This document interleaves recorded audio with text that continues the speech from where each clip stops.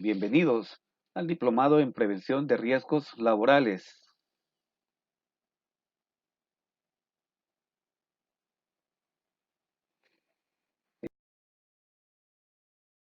Continuaremos el estudio de la Constitución Política de la República de El Salvador. Estudiaremos la sección segunda, que se titula Trabajo y Seguridad Social. El artículo 38 establece que el trabajo será regulado por un código. Este artículo es el que le da vida a la existencia del Código de Trabajo que todos conocemos. Código que tiene por objeto principal armonizar las relaciones entre patronos y trabajadores, estableciendo sus derechos y obligaciones.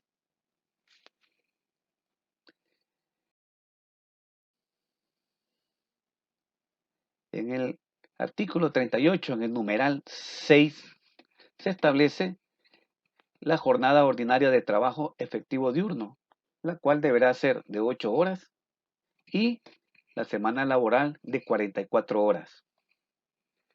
El máximo de horas extraordinarias para cada clase de trabajo será determinado por la ley y se ha establecido que este debería de ser de 16 horas máximas, no más, lo cual cuadra, ¿verdad?, con el tiempo de trabajo de una persona de lunes a sábado, haciendo sus 8 horas más 2 horas adicionales y le sumarán 60 horas, pudiendo descansar un día de la semana, que puede ser el domingo o el día de la semana puede estar en medio de la semana, de acuerdo a dónde inicia la semana, de dónde termina la semana laboral de este trabajador. La jornada nocturna dice que para muchas actividades, ¿verdad?, deberá ser menor, ¿verdad? Deberá ser menor de la cantidad de horas de la jornada diurna. Normalmente la jornada diurna de una jornada normal es de 7 horas, pero hay condiciones especiales cuando hay actividades, o sea, hay tareas peligrosas o insalubres. Estas deberán ser inferiores a la jornada diurna o a la jornada nocturna normales. Por ejemplo, el sector de la construcción es un ejemplo. Su jornada diurna normal es de 7 horas. Y así podemos tener casos de actividades en donde hay riesgos biológicos, hay tareas peligrosas, ¿no?, considerándose como tareas peligrosas aquellas que atentan contra la vida de los trabajadores. Trabajos en altura, trabajos en espacios confinados, trabajos en atmósferas explosivas, etcétera, por mencionar algunas.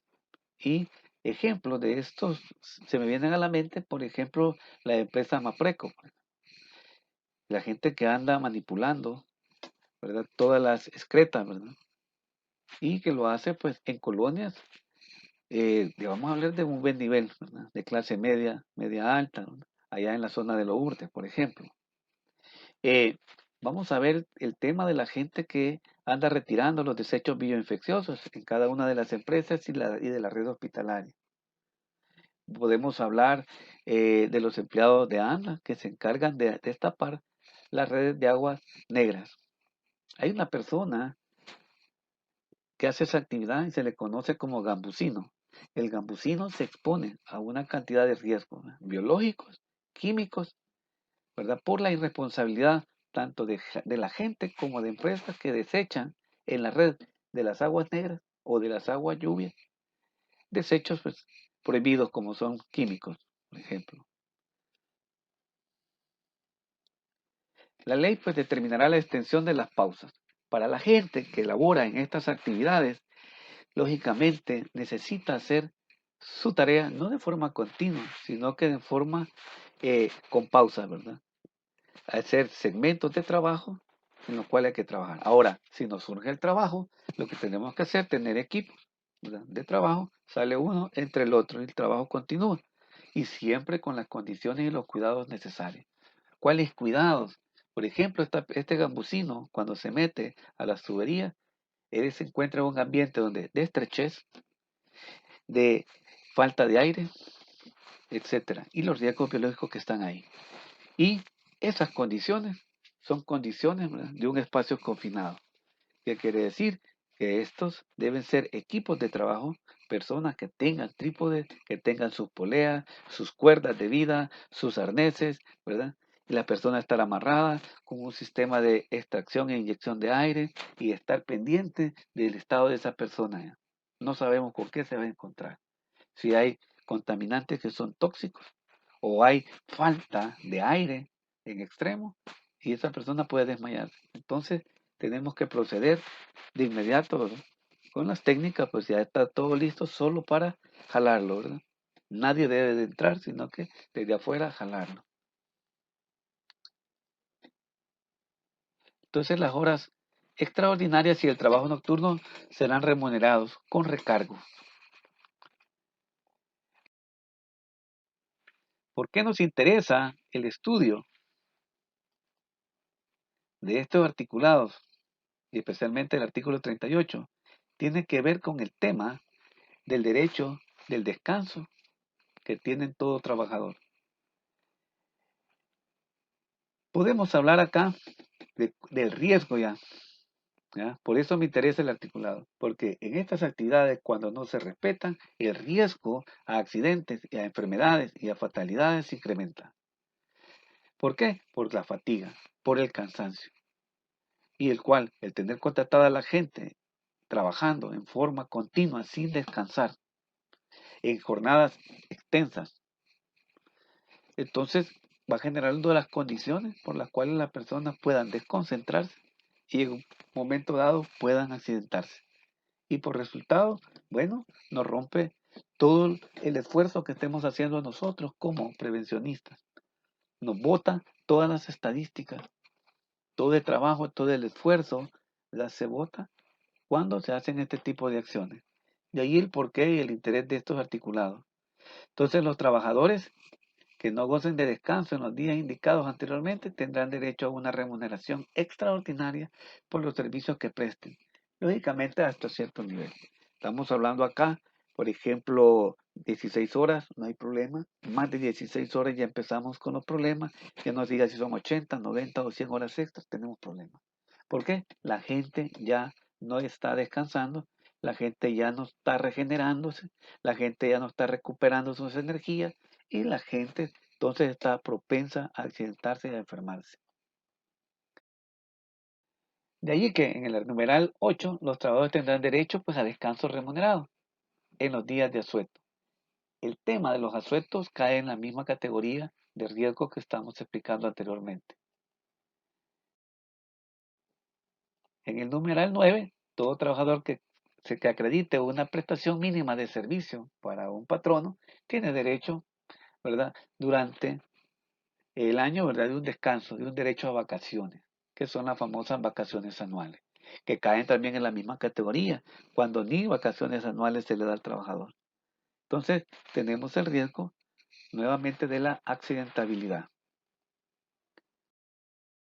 Y en el numeral 10, siempre del artículo 38, vamos a hablar del tema del trabajo de los menores, que está prohibido. Establece que es prohibido contratar menores, pero también deja la puerta abierta para que se puedan contratar siempre y cuando aquellos, ¿verdad?, dependan de este trabajo, él y su familia. Solo en esas condiciones, pero a través de un convenio, Ministerio de Trabajo, patrono y las personas responsables de estos menores de edad, que deberán de firmar un acuerdo bajo el cual pues deberán cumplir todas estas condiciones que estamos hablando acá. Por ejemplo, de estas personas menores de 14 años, menores de 16 años, menores de 18 años, no pueden hacer más que 6 horas diarias y como máximo pues 34 horas semanales. Estas personas, ¿verdad?, no pueden hacer trabajos peligrosos, no pueden hacer trabajos insalubres, no pueden hacer horas extras. Y también pues se prohíbe el trabajo nocturno para estos menores. Entonces la ley va a determinar las labores peligrosas e insalubres. Hay una actividad que hace el Ministerio de Trabajo de ir a las empresas a ver cuáles son sus actividades peligrosas y si no las tiene identificadas, ahí deja y le solicita que las identifique y hay que evaluar si esas actividades peligrosas están bajo control. Pero aquí el tema es lo delicado de la contratación de menores. ¿Por qué? Porque estas personas, pues, primero, no están preparadas física, ¿verdad? Esqueléticamente y muscularmente para hacer trabajos fuertes, ¿verdad? Ya lo vimos que está prohibido. No podemos someterlos a actividades insalubres, no podemos meterlos a actividades peligrosas, no puede trabajar nocturnidad, no puede tener jornadas extensas. Ya vimos que al contrario, tiene que ser de 6 horas. Entonces, viendo todas esas desventajas, no está preparado mentalmente, ¿no? Cuando él debería estar en haciendo otras actividades, estudiando, compartiendo con sus amigos, disfrutando el tema de la juventud, ¿no? Pero menos haciendo trabajo donde se requiere responsabilidad, concentración, etcétera. ¿Por qué es el problema? Bueno, otra vez volvemos al tema del riesgo de la accidentabilidad. Y el problema que se le viene a la empresa, ¿verdad? Porque está incumpliendo un reglamento, una ley, y lógicamente pues ahí vendrán las demandas y estarse desgastando en esto para nosotros que trabajamos en prevención, esto es un problema serio. Entonces la idea es conocer que hay lineamientos claros y precisos en la ley que nos prohíben hacer este tipo de actividades. Siempre en la Constitución, en el artículo 40, se establece, ¿verdad?, que deberá tener el país un sistema de formación profesional para la capacitación y calificación del recurso humano. Este articulado le da vida al INSAFOR. Surge el INSAFOR, un instituto salvadoreño de formación profesional. Lógicamente que este instituto no es gratuito, ¿verdad? Es un instituto, pues, que da los servicios con la cotización de los empresarios, aquellos que están legalmente establecidos, que cotizan al Seguro Social, que cotizan lógicamente entonces al ISAFOR. Esos tienen derecho a que todo su personal sea preparado, sea capacitado, tanto en el área técnica específica de la actividad económica en la cual se desempeña esta organización, pero también en la parte técnica que tiene que ver con la parte de la seguridad y la salud ocupacional. Entonces las empresas, hoy en día, muchas empresas han aprovechado, dado que ya cotizan, han aprovechado pues la formación de su gente y eso pues ayuda a tener a toda su gente capacitada y formada, brindando lógicamente un mejor trabajo en la organización. El artículo 42 establece que la mujer trabajadora tendrá derecho a un descanso remunerado. Es un tema controversial porque hoy en día seguimos viendo casos en donde los patronos, ¿verdad?, no hacen caso a esta reglamentación, a pesar de que hay una ley, ¿verdad?, específica donde detalla, ¿verdad?, ponen con más detalle las cosas que deben de hacer los patronos, cuáles son las obligaciones de los patronos, y aún así la violentan. Esas cosas son las que nosotros como profesionistas tenemos que saber que hay una ley y tenemos que asesorar de buena manera a la gente que está, ya sea en los recursos humanos, que es la que habla con la alta dirección, o a través de los comités, dirigirle las cartas a la dirección específica, ¿verdad?, solicitando los cuidados que debe de tener con estos tipos de artículos, que tarde o temprano pueden desencadenarse nuevamente en demandas. Dice que las leyes van a regular la obligación de los patronos de instalar y mantener salas cunas y lugares de custodia para los niños, tema que seguimos viendo, ¿verdad?, que no lo cumplen, no lo hacen las organizaciones. Vamos tras eso, ¿verdad? Ya hay zonas francas donde ya han implementado tener estas zonas, ¿verdad?, cunas, salas cunas, tener sitios para que la persona pueda andar de mamar a sus hijos, ¿verdad?, cumpliéndose ese requisito de que ellas tienen, ¿verdad?, ese derecho que ellas tienen de 2 horas, ¿no?, de 1 hora, perdón, para dar de mamar. El artículo 43 establece que los patronos están obligados a pagar indemnización y a prestar servicios médicos, farmacéuticos y demás que establezcan las leyes al trabajador cuando sufre un accidente o cuando sufre una enfermedad. Esto eh, aplica más para aquellos patronos que no tienen asegurada a su gente, que no tienen seguro social. Tienen que pagarle, ¿verdad?, todos estos gastos médicos para que esta persona se recupere.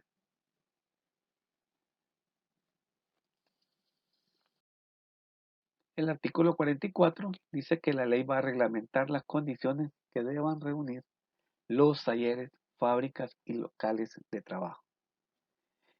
Dice que el Estado va a mantener un servicio de inspección técnica encargado de velar por el fiel cumplimiento de las normas legales de trabajo, de asistencia, de prevención y de seguridad social, a fin de comprobar sus resultados y sugerir las reformas pertinentes. Este artículo 44 le da vida, ¿verdad? Le da el soporte, le da el sustento legal a todas las acciones que realiza el Ministerio de Trabajo. De aquí nace el Ministerio de Trabajo. Las funciones que realiza el Ministerio de Trabajo, lógicamente con más detalle, porque la madurez, el desarrollo que ha tenido el Ministerio de Trabajo, ha permitido ir mejorando los aspectos, pero este artículo es el que le da vida. El artículo 50 habla de la seguridad social, que constituye un servicio público de carácter obligatorio. O sea, todo patrono está obligado, ¿verdad?, a brindar la seguridad social. Seguridad social la entendemos cuando lo hablamos todo seguro social, pero vamos a ver que dicho servicio será prestado por una o varias instituciones. En nuestro medio no es una institución la que brinda la seguridad social, son varias instituciones, las cuales deberán guardar entre sí una adecuada coordinación para asegurar pues una buena política de protección social. Y entonces podemos hablar nosotros de empresas como el Seguro Social, instituciones, ¿verdad? Como el Seguro Social, Ministerio de Salud, el ISDEN, podemos hablar del Ministerio de Trabajo, Ministerio de Educación, FONAVIPO, entre otras. Al pago de la seguridad social pues, deberán contribuir los patronos, los trabajadores y el Estado en la forma y cuantía que determine la ley. Esto lo podemos ver más específicamente pues, con el Código de Trabajo. El Estado y los patronos quedarán excluidos de la obligación que les impone la ley en favor de los trabajadores cuando están cubiertas por el Seguro Social.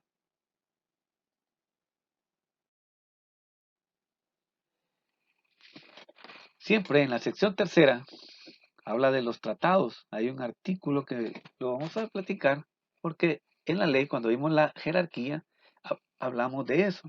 Y aquí está el artículo que nos permite decir y asegurar lo que dijimos al inicio. El artículo 144 habla de los tratados internacionales celebrados por El Salvador con otros estados o con otros organismos internacionales. A nosotros nos aplica más organismo internacional porque el convenio que nos interesa y nos atañe hoy es el convenio de la OIT 155, su protocolo, y todo lo que esté relacionado con la seguridad y salud ocupacional que tenga que ver con la OIT. Entonces, vamos a ver que dice que constituyen leyes de la República. Todos esos convenios constituyen leyes de la República al entrar en vigencia, conforme a las disposiciones del mismo tratado y de esta Constitución que estamos estudiando. Dice que la ley no podrá modificar o derrogar lo acordado en un tratado vigente para El Salvador. Una vez lo acordó, no puede hacer cambios, no puede hacer ajustes, se tiene que limitar el cumplimiento de lo que ya ratificó. Pero en caso de conflicto, ¿verdad?, que se encontrase, en este caso, del convenio con la Constitución, lógicamente la ley ya da una salida y dice que va a prevalecer el tratado. Y de ahí en donde decimos que un convenio tiene el mismo nivel que la Constitución Política de la República. ¿Por qué? Todo lo dicho en el convenio, si está bien para la Constitución, entonces va a estar al mismo nivel que la Constitución. Si riñe, este prevalece sobre la Constitución.